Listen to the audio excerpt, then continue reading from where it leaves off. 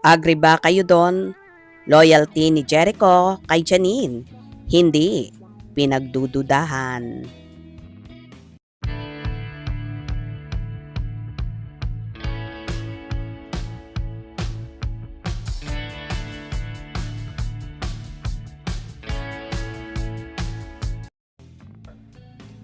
Inabangan din sa The Loyalty Game ang mga outfit ni Janine Gutierrez.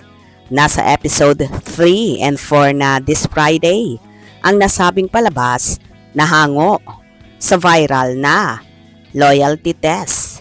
Trend sa social media na nagkaroon ng global premiere noong July 3. Bago ito nag-umpisang mapanood sa Prime Video ay nagkaroon ito ng advance screening sa Trinoma Cinema 6 bilang hudyat ng inaabangang paglulunsad ng Filipino psychological drama na ito. Dinaluhan ito ng mga bidang sina Jericho Rosales, Janine Gutierrez, Carmina Villaruel, Charlie Dizon, Yen Santos, Elise Hoson, Maika Rivera, Yasi Pressman, Kira Ballinger, Aliana Angeles, Robbie Jaworski, Carlitos Sigon Reyna, at Karina Bautista. Hango sa viral na loyalty test phenomenon sa social media.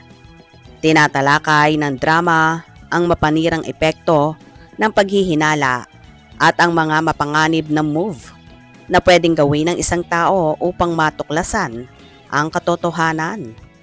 Pagkatapos ng screening ay nagkaroon ng tollback ang mga cast at creator upang ibahagi ang kanilang mga pananaw sa pagbuo ng serye, ang kanilang mga karanasan sa pagbibigay buhay sa mga karakter at mga pangunahing tema ng trust, deception, and power na nagpapatakbo sa kwento. Sa direksyon ni May Cruz Alviar at produksyon ng ABS-CBN sa pamamagitan ng Star Creatives Unit nito. Sinusundan ng The Loyalty Game ang kwento ni Ana, Janine Gutierrez, na kumuha ng isang loyalty tester upang alamin ang katotohanan tungkol sa kanyang misteryosong asawa si Ben, Jericho Rosales.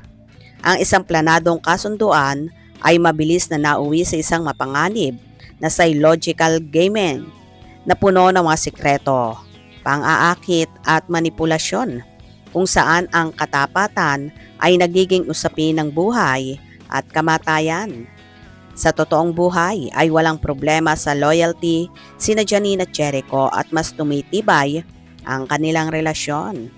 Well, kitang-kita naman sa totoong buhay kung gaano mahal ni Janine at Jericho ang bawat isa, kaya hindi questionable ang loyalty ni Echo sa nobya.